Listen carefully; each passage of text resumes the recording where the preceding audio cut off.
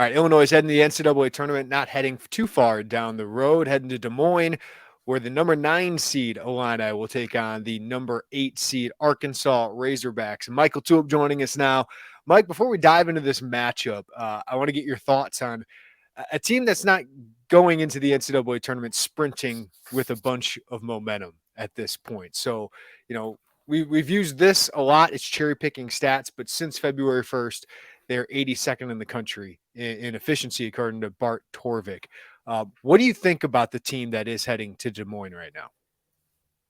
Yeah, I don't typically really buy into, and I'd say the same thing if they were on a 6-game winning streak coming into the tournament. I think we all remember 2021, where you, whatever it is, 15 out of 16 and win the Big Ten tournament, and how much did that matter against Loyola?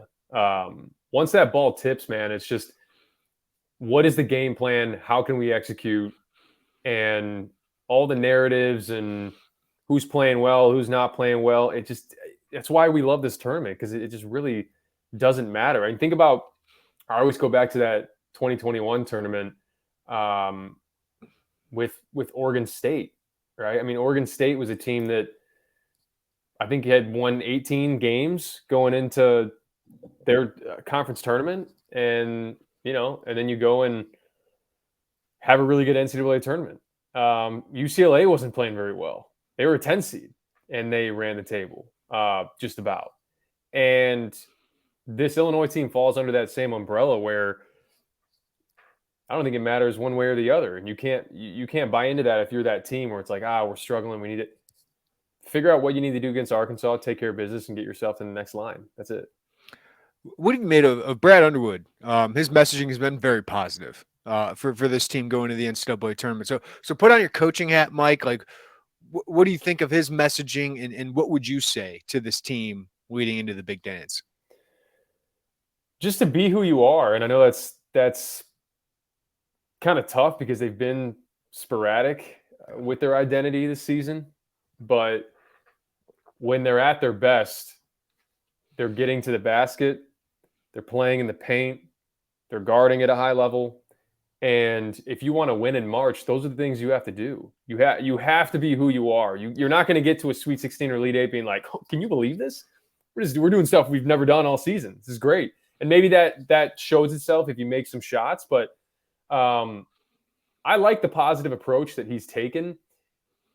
I think he's certainly taken that approach in the media at times, as we know. But make no mistake about it, I mean, Brad Underwood is a tough coach, and he's getting on them in practice. He's getting on them in shoot around, and there's a certain level of respect that I think he commands in that locker room, and I think that really has permeated. I think I see a different Terrence Shannon from the beginning of the year to now, and I see a different Matthew Meyer from the beginning of the year to now, and that all comes with comfortability and knowing your role, understanding where you are on this team in terms of leadership. And they don't have, I still don't think they really have that guy, that Io, that Trent, but not every team has that. And you've been blessed over the years to have that.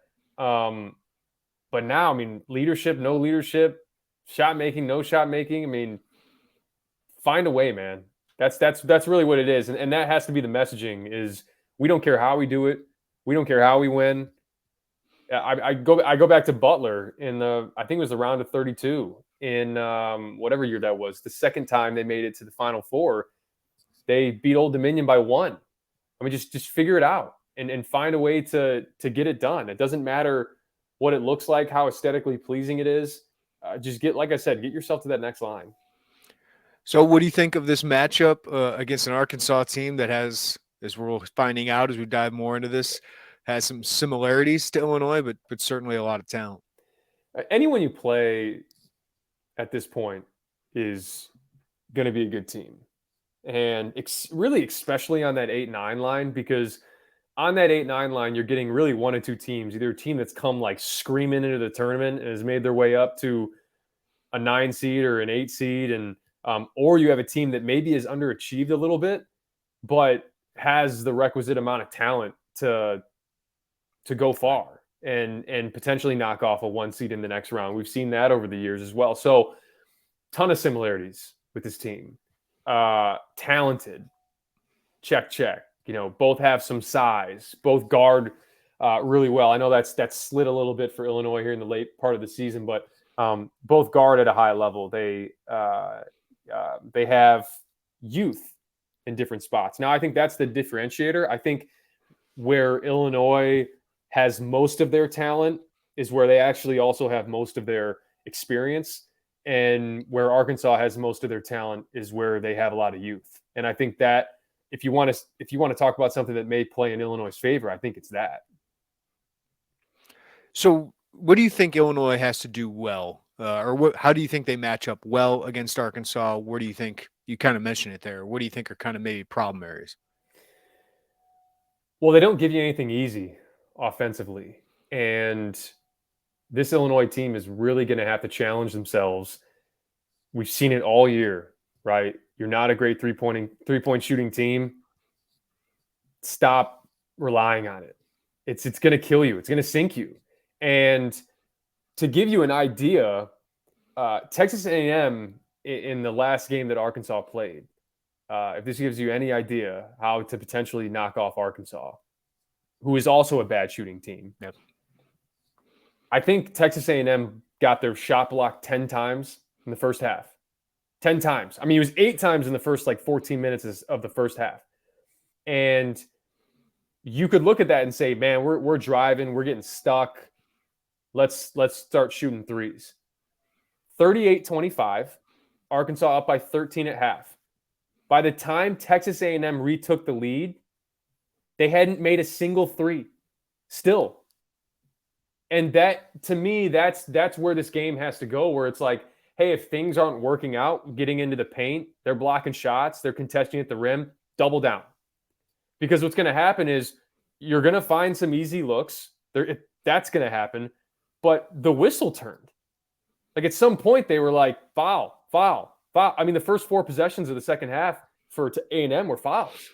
And then now you put yourself in the bonus at 12 minutes. And now you're getting free throws. So I look no further than that. I mean, if this Illinois team settles for threes and takes over 20 threes, I mean, let me walk you through the teams that have beaten Arkansas this year. Let me walk you through the amount of threes they've taken, especially late, especially with this A&M win. Kentucky just beat them. A&M took 10 threes, 1 for 10, and won by 6. Wow. Kentucky, 14 threes. And you think about it, like C.J. Frederick, Antonio Reeves, they got some shooters. 14 threes at Arkansas. Tennessee took 16. A&M took 12 at A&M. Mississippi State took 10. So if you want to be the team to take 24 threes on Thursday, I don't know, man. That's not going to go in your favor. I don't think. And the other thing, too, is the teams that have beaten them have gotten them on the glass. They got a lot of talent. They got a lot of size. But Nick Smith is thin. Anthony Black is thin. And it's not just that. It's the fact that they send so many guys at the ball. They clog the lanes. When you take a shot, it's very rare you have only one guy contesting. And it's what ends up kind of hurting them because they get blistered on the glass a little bit. A&M had 17 offensive rebounds. Kentucky had 10. Tennessee had 10. Bama had 14. These are all their losses this year. A&M had 9 at A&M. Mississippi State had 10. Baylor had 15. Mizzou had 7, but they shot 40 free throws. So that's the battle you're going to have to win is, can you limit the threes you've taken? How many paint points are you getting? And how many free throws are you shooting? And I'm telling you, if they can do those things, if they have the points in the paint and they have the free throws, they can win this game. There's no question. You obviously need your stars to be stars, Mike. And Illinois is going to need Matthew Meyer to score some points at some point in this NCAA tournament to win games. And I know I've said this over and over again, but Illinois has been a slow starter, and Arkansas has been a fast starter. Now, Arkansas struggles to close games. Illinois, obviously, great in the second half. So really interesting dynamic there. But last game, Illinois went to Dane Danger. They went to Coleman Hawkins, right? Really fed the post, and it really got them some good looks. Danger just didn't make enough of them. But are you like I am of the mind that you got to get Terrence Shannon going. You got to get him aggressive early. Got to get him feeling good early. Got to get him to the free throw line. As you're talking about getting to the free throw line, I feel like that's got to be a key of this game. But what would you say to that? And what do you think is a key to get Illinois going? Well, look, this Arkansas team, they ramp up pressure from the jump, and it's what makes them poor isolation defenders. They're great contesting around the rim, but Terrence Shannon's going to be pressured at 28 feet, 29 feet. You got to go. You just got to go. And I think that's actually going to play into Terrence's hands a little bit. It's going to force him to drive downhill. It's going to force him to go by his man. Whereas some of these other teams will pack the paint a little bit more in the Big Ten and, pack line defense. And that makes it a little bit tougher for Terrence to get a head full of steam. But Epps is going to have the same type of opportunity. I mean, these guys are going to have opportunities to have to go by guys and make a read at 15 to 17 feet. Do you pull up? Do you keep going? Do you get downhill? I mean, Mekhi Mitchell's great. I mean, the Mitchell twins, they've been journeymen in a sense. But at the same time, they have played that role well. They are air traffic control back there. They're jumping up, contesting shots. But just like I said, if you don't get into the paint and if you start hoisting threes, you're going to lose this game. You're going to lose this game if Terrence Shannon doesn't get going. And that's just the life of being a go-to guy. Right. Texas A&M, there was other opportunities for him to kind of maybe take a back seat or this. We've talked about all year. You can't do that. And Meyer is another guy where him jacking threes it's probably the one guy. And when Terrence has it going a little bit where you're like, okay. But I still love seeing him get to the basket, Meyer, that is. And they're going to be in a really tough spot because if they start the two Mitchell twins, then that's likely Danger and Hawkins. And, they got either Nick Smith, Devo Davis, or Anthony Black on Matthew Meyer. That's a mismatch. Like, whoever, one of those three, that's a mismatch. I don't care who it is. And you can't just rely on jab right, step back left. You have to challenge yourself to get into the paint. And if they do those things, and those two guys in particular, you put yourself right in it. Yeah, and he's the other guy who can get free throw attempts, right? I think that's so big in this game. All right, Mike, out of the other guys, who do you see as a good matchup? Who do you see as needing to make a big contribution here? Well, I think you need to continue to get positives out of RJ Melendez. He's been so great in this back half of the Big Ten play just because I think he's better than anybody on this team at chasing shooters and being able to lock and trail. You saw what he did on Fletcher Lawyer. He's capable of that. Now, this isn't a great shooting team, so they're not going to shoot a ton of threes. They just don't. So how can you find ways to impact? And that's just RJ being RJ. Use your length, get in passing lanes, and rebound your butt off, man. I think this could be an RJ Melendez game where Ty Rodgers, Coleman Hawkins, if they can get on the glass and get some offensive rebounds, I mentioned it. That's what can hurt Arkansas. If they can do those things, especially RJ, Ty, Coleman, and I want to see how Ty bounces back. He didn't have a great game against Penn State, right? And to the point where they couldn't even really have him out there because if you're going to get blown by defensively, he lost his man a couple times for threes. I'm not sure he's offering a ton at this point offensively to justify having him out there. And then, the bench in general wasn't good against Penn State. And you see how thin it gets quick. So you need contributions from all those guys. And I'll stop there. Coleman Hawkins, we know what he brings to the table. You're going to need him to have a really efficient, strong floor game because this is a team that's going to get into you. They're going to get into passing lanes, driving lanes, and Coleman's done a much better job of not trying relentlessly to drive into gaps. That's where he struggled a lot with his turnovers last year, and he's done a better job of that this year. So I know that was all over the place because I really do think you need contributions from everyone. If you're gonna make that next line, you can't have the bench be subpar because then that puts more pressure on Meyer and Shannon to probably have to combine for 35 plus. All right, Mike, one more on this Arkansas game. If you're Eric Musselman, how are you attacking Illinois? You mentioned pressure. I would imagine that's number one on their list. Yeah, they'll do it. And it's weird watching those SEC games. It's just it's like a different league. It's a different, there's not a ton of principles like there is in the Big Ten. It's just fly around, no rhyme or reason. I mean, A&M was doing the same thing. They were both just 14 minutes left in the first half. Let's just start trapping in the half court. And not even like, hey, full court press token like some Big Ten teams do. And not even like trapping out of ball screens. They did a little bit of that. It was just like guy dribbles over half court, just send a second guy at him. And then we'll just figure it out and fly around. And that's what Arkansas does. They do that. A&M does that.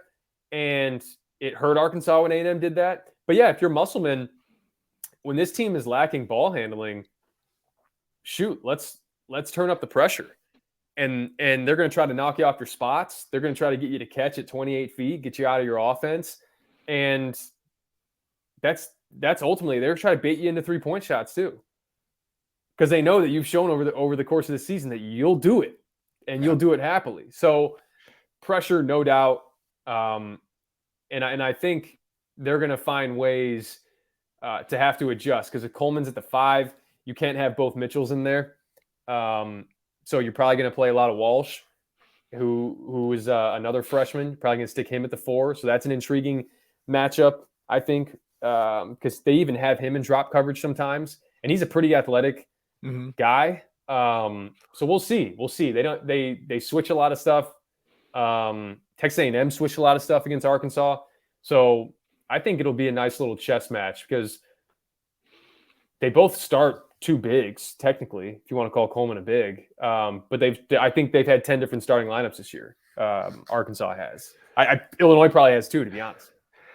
Underwood built this roster for the tournament, built the roster not for Big Ten play, Mike, right? Like, so you're talking about a different style of play. Can that help Illinois? I mean, that's scary because the long athletes, the talent that Arkansas has, but does it open anything up? Does it let a team that's kind of more, remember Coleman calling it organized chaos or whatever it was? Like, is that better for this team in any way? Well, the SEC is slightly organized chaos, much more on the chaos side. So that's nothing that Arkansas is not going to be accustomed to. What Arkansas is not going to be accustomed to is this type of length and size that Illinois has with principles mixed in. I think that's going to be a little bit jarring for Arkansas because A&M was just, it was pretty incredible watching that. I mean, A&M was just like, hey, go switch there. But guys like helping uphill for no reason. I mean, and Illinois does those things, but you can tell Illinois is much more principle based. And I'm just wondering about the flip side. Sorry to interrupt. Like, is Illinois better in this more? Because you think of the non-conference, it was a long time ago, but like against a Pac-12 team or against a Big 12 team, they looked a little bit different. So I don't know if they're better in this kind of freewheeling style. I don't know. I don't try to read into that too much either. Like, hey, we're built for March. Right. I don't know. Teams that are built for March and go far in March usually do pretty well in the regular season as well. And like even the UCLA and Texas game, and you got down 15 to UCLA and you got down 12 to Texas. So you crawled back into it just like you kind of have all year. So that's no different. But yeah, they've shown for sure that they're very rarely out, man. Like this team is just way too athletic for us. And I do think that plays into Illinois' hands because the teams that Illinois has struggled with this year is the teams that have a ton of structure. Northwestern has a ton of structure. Penn State has a ton of structure. Those teams Purdue has a ton of structure. They got Zach Edey, but they got a ton of structure. And Arkansas doesn't have a lot of that. They're good on both sides of the ball. There's no question about that. But you can't get wrapped up into Arkansas's like helter-skelter crazy game. Getting up I mean, they both have some of that like quickest tempos in the NCAA, but I think if you start getting up and down track meet, that's going to not only play into Arkansas's hands as a whole, but Texas A&M bogged that game down, and it took Ricky Council, who's their 16 and a half game guy, out of the game because he's kind of much like Terrence Shannon, where he thrives in transition and getting downhill and getting to the rim. And so you at least eliminate a guy that has had a pretty big impact for them if you can play your game and mix in, hey, we want to get out, but also we want to run our stuff. So I think that's where you can kind of have an advantage. Mike, if Illinois is able to get by Arkansas, yep, what do you think of a potential matchup against number 1 Kansas? Familiarity there, right? Yeah. I mean, whatever came out of that secret scrimmage, you can at least go into it being like, we played these guys and allegedly beat them from what we hear. So that's not to say this game will just take care of itself and you move on to Kansas and you're heading to the Sweet 16. But I do look at the fact that Kansas not going to Kansas City and not being the second overall 1 seed, I don't know. I think that kind of helps Illinois. Because I was saying, even watching that Texas game, the last Kansas game that was played, the Kansas-Texas game, I'm like, this team's really going to be a number 1 overall seed. I get they have just a laundry list of quad 1 wins, but I don't know. They have to mix and match so much. KJ Adams is like a 6'6" center. That hurts him at times, especially when he gets into foul trouble. It's a real credit to Self because it is not the most talented team. It's not. And it's and I think if you're going to play any of the 1 seeds, granted Purdue, right. That was never going to happen. They were going to try to avoid that, obviously. But I think avoiding Houston and Alabama is a pretty big win because those are 2 teams where if you want to talk about, hey, no question these teams have more athleticism and size than us, it's those 2 teams. And honestly, the guard play for those 2 teams is, Quinierly and Sears, and then, obviously Brandon Miller, but the guards, older backcourts. I know you have Harris. I really like Harris from Kansas. He doesn't give you a ton offensively. Wilson's great, but he's a wing. Grady Dick, he's a wing. And I think you can match up with wing players like that. They don't have a crazy dominant big like a Dickinson or Trace Jackson Davis or Zach Edey. They seem to only be in the Big Ten Conference. So yeah, I think you get past this Arkansas game, and you don't love a matchup against a 1 seed, but out of all the 1 seeds, excluding Purdue, if you want to just lay those other 3 in there, this is the best matchup for you. And then you go from there, and you just take it 1 line at a time and try to find a way to get to that second weekend.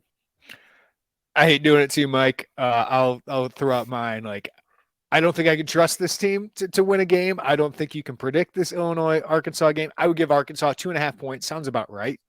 Right? So like, yeah. How would you kind of handicap this first matchup? Yeah, especially coming into the tournament, it's all about momentum.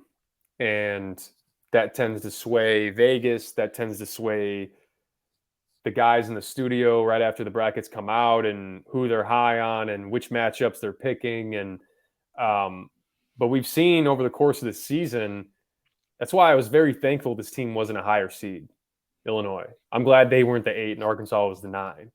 Or I'm glad they weren't a 7 and the other team was a 10. Because this team has shown over the course of the season, they have a hard time operating when they're the guys, right? UCLA, let's let it fly. Texas, let's let it fly. Plenty of times they've gone on the road this year and come close, but have kind of looked like a different team where it's like, I think Underwood used the term letting their hair down. You saw that at Iowa, right? You saw that at Indiana, second half at Purdue. It's there. And I like them to get past Arkansas. I do. I just think when it comes down to this tournament, having guys where your talent is and if it lines up with experience and having played in this tournament, that's a big deal. Nick Smith and Anthony Black, young guards, freshman guards, lottery pick guards, but young guards. And we saw in the A&M game, Kentucky game, late game, those guys cough it up. They turn it over. Pressure gets to them sometimes. That's not to say that doesn't happen to Illinois, but I'd much rather trust an older guy on this stage in this moment. A few guys on this team played in the close one last year to Chattanooga.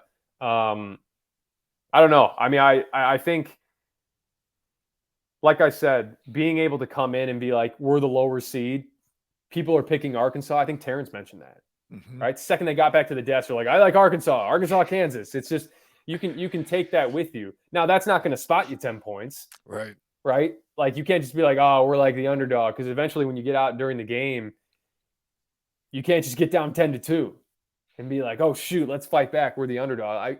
That's what I want to see. I think it's like a full circle moment. You're playing against a team that's basically a mirror of who you are, and a team that struggles in the same areas you struggle. That has length, that has size. So can you beat them? And can you beat them on a big stage? Mike, are you saying Illinois is competing with itself?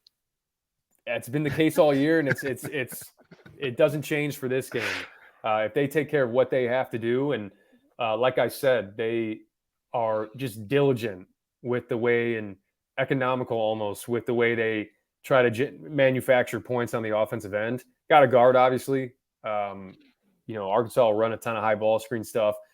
Nick Smith will get in isolation. Anthony Black is a big body. I mean, he's kind of thin, but he's 6'7", 6'8". I mean, he's a big guy. So you're going to have to guard. You're going to have to manufacture good looks. So it's a great litmus test. There's no question. Buckle up, the roller coaster ride. Does it continue? We will find out here shortly. Mike, before I let you go, I'm not filling out a bracket this year. I know you gave me crap about that.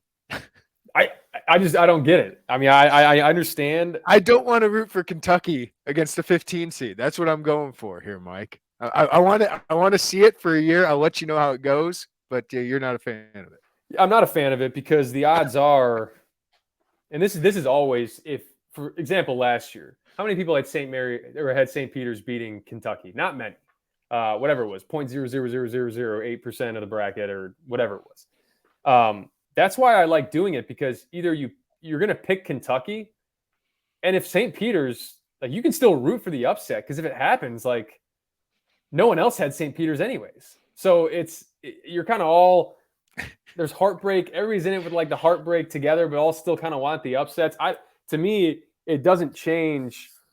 I don't ever find myself, especially in the first round, if it's like a 13-4 or 4-13 or 15-2, if it gets to the point where the team can upset them, I'm rooting for the upset. I don't care about the bracket. Like, I'm not that married to my bracket. You may have like a buy-in in some tournament, ESPN tournament challenge or something, but odds are if it's a crazy upset, no one else had it either. And if they did, pat them on the back. Those first round ones don't matter. For anyone that does the bracket challenges or does any of that stuff, just really Sweet 16 and on is what matters, because that's where you get all your points. So you can pick as many upsets as you want, as long as you have teams that you feel comfortable going to the Elite Eight, going to the Final Four. You just want teams that are still alive.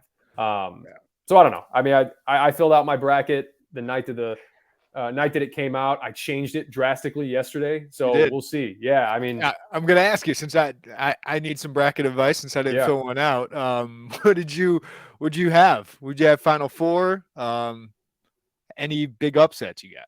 I got some big upsets. All right. So my Final Four, I have Baylor.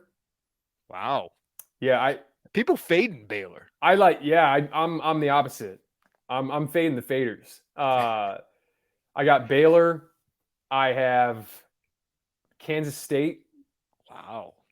I have who's on my I'm trying to think of the top. Actually, I have it. This is bad podcasting on my part, but I do that's all right. I do have the bracket right in front of me here. I got Baylor, Kansas State, Houston, I believe, right? Houston, and UConn. It's a lot of Big 12 in there. Houston, future Big 12 member. Yeah. Well, I think here's kind of the way that I looked at it. I could be completely wrong on this. I think Maryland or West Virginia beats Alabama. Wow. I don't have it in my bracket, but I'm saying that because I would not be surprised if that happened. I got Charleston beating San Diego State. Everybody wants Furman over Virginia. I'm not quite going there. Yeah. People like Mizzou over Arizona. to get to a Sweet 16. Mizzou gets just blasted on the glass, so that's why I'm leaning Arizona there. Upsets, I got Louisiana over Tennessee. I can see that. That's pretty bad. I like that one. I think Louisiana has the ability to score it. Kansas State, I have beating Marquette. It's just really hard. Sometimes it's hard for me to justify the teams that run the table. Regular season conference tournament, and then going all the way through. And Alabama falls in that same boat. Everybody likes Kent State over Indiana. Brad Evans was saying he hates Indiana's draw. I think of any Big Ten team, I like their draw the most to get to the Sweet 16. I think Indiana's got a chance as long as Jalen Hood-Schifino shows up. Yeah, see, that's why I don't buy into Kent State. Really struggles offensively. And who's got Trace Jackson Davis in a first-round game against a MAC team? Right. Like out of that quadrant, Drake's the more likely upset over Miami than Indiana. We'll see what Norshad Omier, if he's playing, because he's a big deal for them. They get thin with their bigs, but one other one that I had, and I don't know. I'm an agent of chaos when it comes to these. Anytime you go chalk, you immediately regret it. Yeah. And you're like, wow, these teams are going to lose anyways. Try to get it right. I do have Illinois beating Arkansas. I have Arizona State beating Nevada, beating TCU, and beating Gonzaga. So that's the team. That's the 11th seed. That's the one making it out. Like if I was going to have a team make it out, that's the one. Bobby Hurley would be a heck of a March Madness storyline. Yeah. Yeah, and then I'm trying to think, like going down NC State over Creighton. I'll probably end up. I don't know. I just like anytime I'm debating between two teams, which team has the best player? I mean, it's like the Carson Edwards one, where it's like, okay, which team? Carson Edwards. And Terquavion Smith is the guy for NC State, where if you're like have a toss-up with Creighton and NC State, I'm like, I like him to kind of have his March moment. I don't get the Colgate over Texas talk. That makes no sense to me. I watched a fair amount of Texas A&M doing a lot of the Arkansas stuff. And if you told me after the first half of Arkansas A&M, I'd tell you Penn State is going to beat A&M. But then I watched the second half. I'm like, I don't like that for Penn State just because they lived in the paint. And we know with Penn State, that can be an issue. And I got Iowa beating Auburn. I'm trying to think. If we're sticking Big Ten, I do have Michigan State beating USC. Northwestern Boise is a weird game. And I'll say this on the podcast, and I have people that I know and care about that are in the Mountain West. I don't get it. I don't get why we do this every year. Put too many in. They're 0-8 in the last 3 years. Yeah. I mean, even last year they put 4 in, and every single one of them lost their first game. Listen, I don't feel too terrible for Rutgers. You're 2-4 against quad 3 opponents, but they also have really good wins, and they've played people, right? Like, yeah. I mean, if you look at it and you can see, okay, what is the committee value? Clearly, it's don't lose to bad teams. But then again, I don't know. I mean, Iowa has some good wins, but they're 19-13. They lost to Eastern Illinois. I get Chris Murray wasn't playing, right, but that's a really bad loss. Now, when you have 4 quad 3 losses, right? Rutgers has 4. That's probably where you do yourself in. But even some of the quad 3 losses they had early in the season, they lost to Temple. I don't think Caleb McConnell was playing. Right. So, I don't know. That's just that out of all the years and all the snubs over the years, that's about as shocking as one as I can remember. Because I'll show you this. When I'm watching the Selection Sunday, I have all my bubble teams and I circle them as they're getting selected. And it was like Mississippi State, NC State, Boise State, Providence. And I'm like looking at my family. I'm like, Rutgers isn't getting in. This is crazy. Mm-hmm. And then it got to the last quadrant. And I think it was, whoever Providence, I think was who they put in there. Just gut wrenching. I think they return a lot of guys though. Yeah, right? I think they can mostly come back. So they'll reload. It's just it's it's troublesome because I think that team is always going to have a ceiling, pretty like definitive ceiling, because they struggle offensively. So I don't know. I definitely like them in the field over a lot of these other teams. I would have liked them over Nevada. Nevada got just trounced in their conference tournament, and Rutgers not only beats Michigan, but kind of takes Purdue to the brink as well. So I don't know. Committee's the committee. Mike LaTulip, best time of year. Enjoy March Madness. We'll catch up soon, man. Appreciate it, man.